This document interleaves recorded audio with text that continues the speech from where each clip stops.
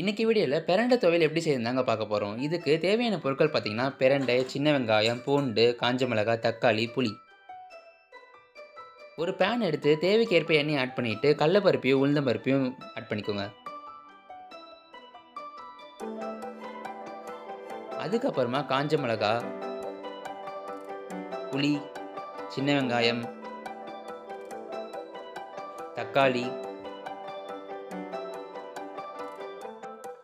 கடைசியாக பூண்டையும் உள்ளே போட்டுட்டு நல்லா வதக்கிக்கோங்க.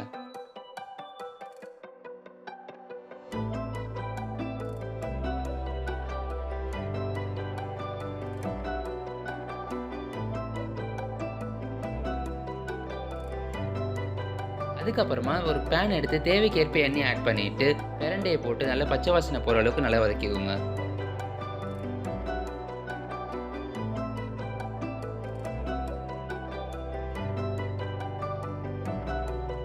அதுக்கப்புறமா நம்ம வதக்கி வச்ச வெங்காயம், தக்காளி, பூண்டு, காஞ்ச மிளகாய் இது எல்லாத்தையுமே உள்ளே சேர்த்துட்டு நல்லா ஒரு 2 நிமிஷம் வதக்கிக்கோங்க.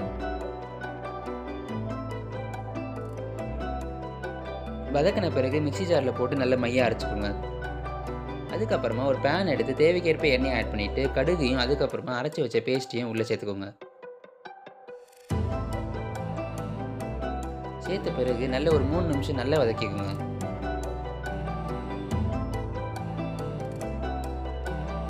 அதுக்கப்புறமா இதை தனியாக ஒரு பவுலில் போட்டு வச்சுருங்க. உங்களுக்கான சுவையான பிரண்டை துவையல் ரெடி. மறக்காமல் நம்ம சேனலை சப்ஸ்கிரைப் பண்ணிடுங்க. And stay tune.